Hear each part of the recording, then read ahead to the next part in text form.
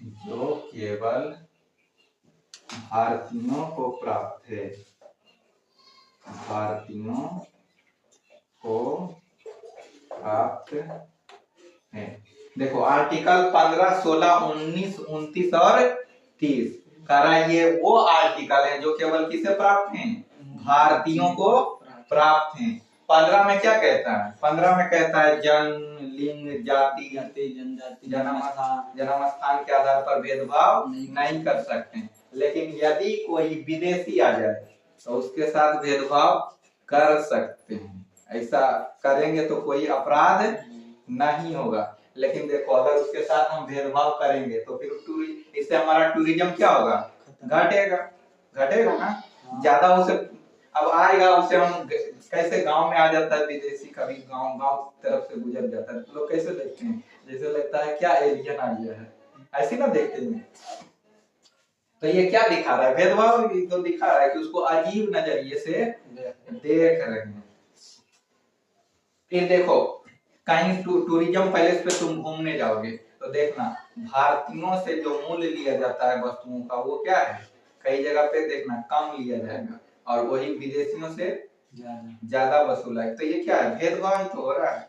तो इसी के अंतर्गत विदेशियों के साथ भेदभाव कर सकते हैं। लेकिन जब यह बात विदेशियों को पता चल जाएगी तो इसे टूरिज्म क्या होता है, घट सकता है ना।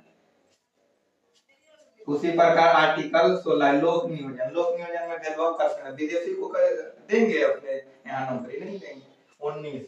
19 आर्टिकल ये भी क्या है, केवल भारतीयों के लिए है, ना कि विदेशियों को भी दिया गया है। इन्हें की स्वतंत्र भ्रमण करने की, सभा बनाने की, संगठन, अब विदेशी कोई आएगा उसको संगठन बनाने देंगे भारत में, नहीं तो संगठन धीरे धीरे बना लेगा, फिर धीरे धीरे क्या लेगा, पार्टी भी बना सकता है, धीरे धीरे क्या करेगा, कब्जा करेगा। संगठन बनाएगा तो उसका अलग नियम सरकार तय करती है, ना कि जिस तरह से हम लोग का नियम है उस तरह से। 29, 30 शिक्षा का अधिकार धर्म और संस्कृति के लिए। 30 में धार्मिक संस्थान खोल सकते हैं, तो धार्मिक संस्थान खोलने का भी अधिकार विदेशियों को नहीं है। उसके लिए अलग अलग क्या है, नियम दिए गए हैं। धार्मिक संस्थान यहाँ कभी कहीं खुला है, स्कूल के नाम पे खोला है, अगर खोला है कहीं तो शिक्षा के नाम पे खोला है। मूल अधिकार को निलंबित राष्ट्रपति करेंगे और मूल अधिकार को प्रतिबंधित संसद करती है। कहता है 20 और 21 दो ऐसे आर्टिकल है जो हमेशा रहती है, या कभी भी प्रतिबंधित होने के बाद भी यह आर्टिकल रहेगी। 15, 16, 19, 29 और 30 ये ऐसे आर्टिकल हैं जो केवल भारतीयों को प्राप्त हैं।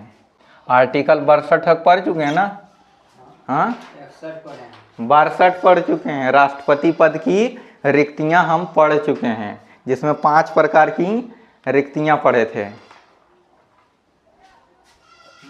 हाँ अब पढ़ेंगे उपराष्ट्रपति, आर्टिकल 63।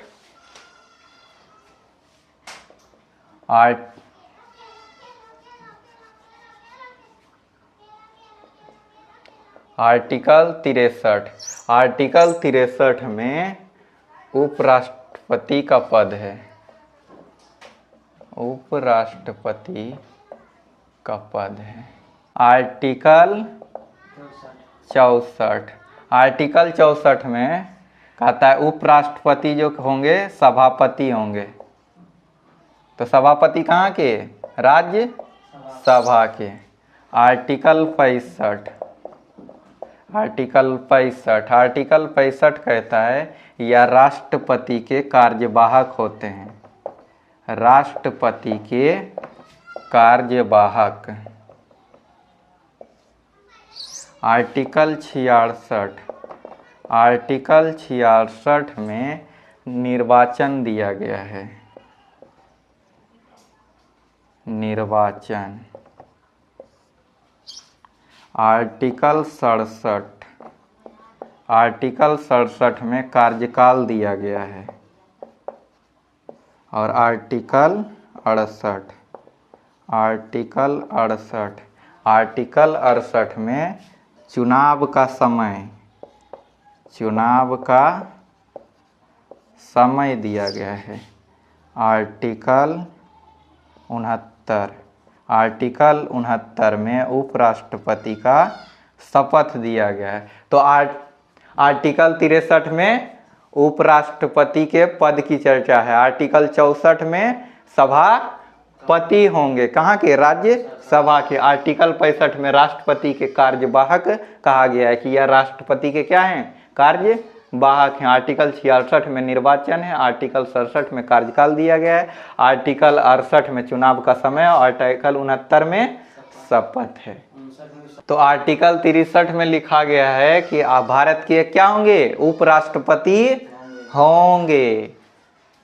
तो एक पद बना दिया गया, राष्ट्रपति के बाद उपराष्ट्रपति, आर्टिकल 63 में। आर्टिकल 64 में कहता है सभापति होंगे। देखो आर्टिकल 63 के अनुसार क्या पद बन गया है? पद बन गया है उपराष्ट्रपति का। लेकिन उपराष्ट्रपति क्या है? राष्ट्रपति के बाद है। उपराष्ट्रपति को जो बनाया गया है वो किसके लिए? ताकि राष्ट्रपति नहीं रहेंगे अपने पद पर, तो उस समय काम कौन करेंगे? उपराष्ट्रपति काम करेंगे। उपराष्ट्रपति काम करेंगे, इसलिए बनाया गया है। तो जब देखो उपराष्ट्रपति का पद तो बन गया, लेकिन जब राष्ट्रपति तो रहते ही हैं हमेशा, लगभग 5 परिस्थितियां बनती है जब वो राष्ट्रपति नहीं रहेंगे, बाकी परिस्थिति में तो राष्ट्रपति रहेंगे। तो वैसी परिस्थिति में उपराष्ट्रपति क्या करेंगे? खाली यहाँ बैठल रहेंगे, कोई काम है इनको? नहीं रहेगा। तो खाली यहाँ ना बैठें, इसलिए आर्टिकल 64 में कहा गया है कि कहाँ रहेंगे?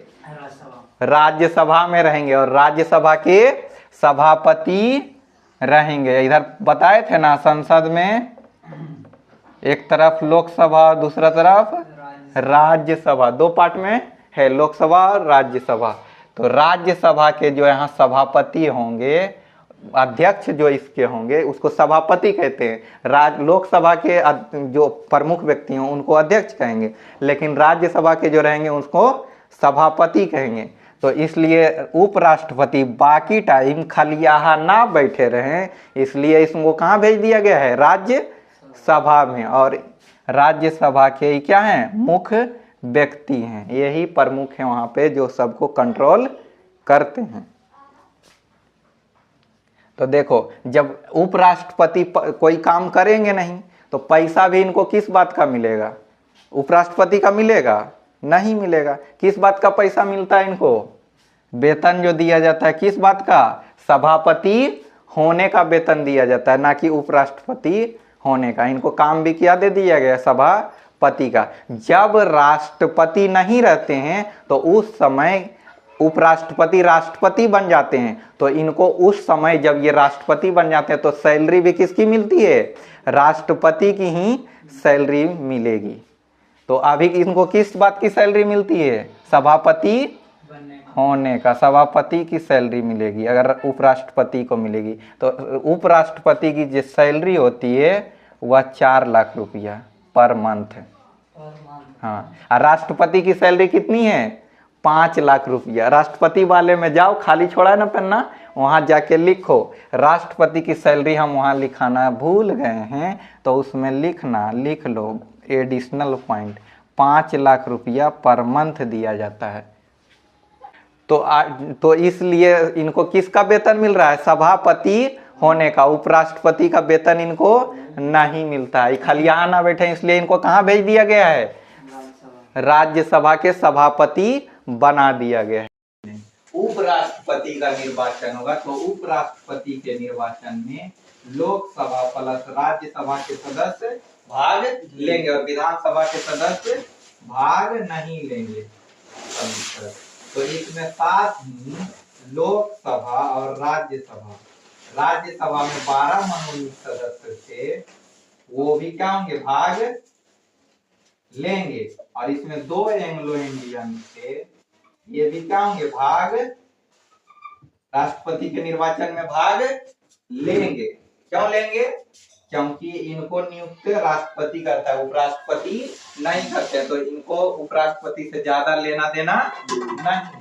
इस कारण से ये भाग लेंगे और इनसे कोई चुनाव प्रभावित नहीं होगा, इसलिए यह क्या होंगे? भाग लेते हैं।